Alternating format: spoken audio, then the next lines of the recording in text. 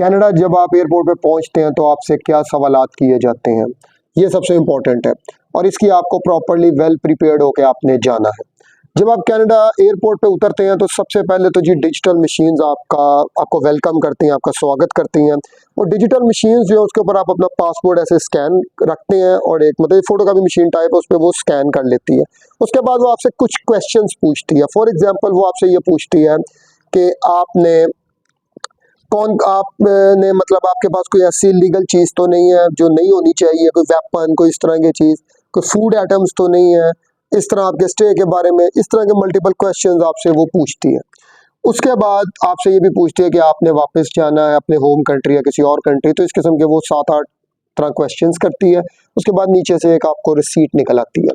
Receipt के बाद आप आगे मूव करते हैं तो वीज़ा ऑफिसर के पास आप जाते हैं। वीज़ा ऑफिसर आपसे 3 या 4 सवाल मैक्सिमम करता है। नंबर 1 जो पहला क्वेश्चन होता है कि आपके आने का पर्पस क्या है।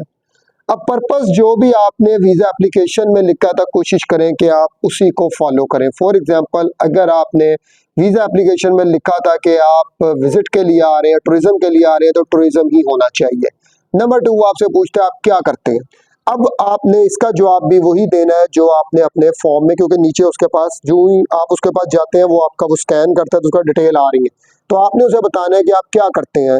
तो कोशिश करें जो आपका है, जो आपने लिखा हुआ है वही बताएं। अगर कोई चेंज है तो फिर उसको चेंज आप बताएं, अदरवाइज वही बताएं जो आपने फॉर्म में फिल किया था और जो सच है।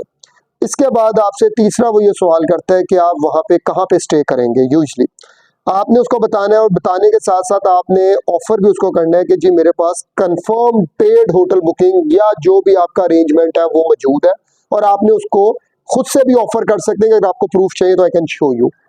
इसके बाद वो आपसे ये भी पूछता है अगर आपने ये लिखा हुआ है कि आप कोई फ्रूट या कोई ऐसी ईटेबल है तो वो कैरी करें, कोई ऐसी प्रोडक्ट जो $60 से कम की होनी चाहिए।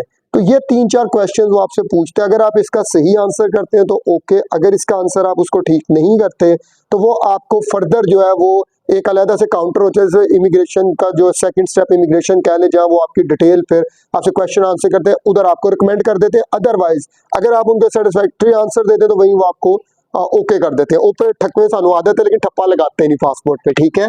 तो ये वो क्वेश्चन है जो किए गए, और सबसे इंपॉर्टेंट ये है कि आपको ब्लैंक पासपोर्ट पे भी विदाउट ट्रैवल हिस्ट्री कनाडा का वीजा मिल सकता है अगर आपके डॉक्यूमेंट स्ट्रॉन्ग है। आप भी अगर इंटरेस्टेड है, do visit us, my team is available. Thank you very much.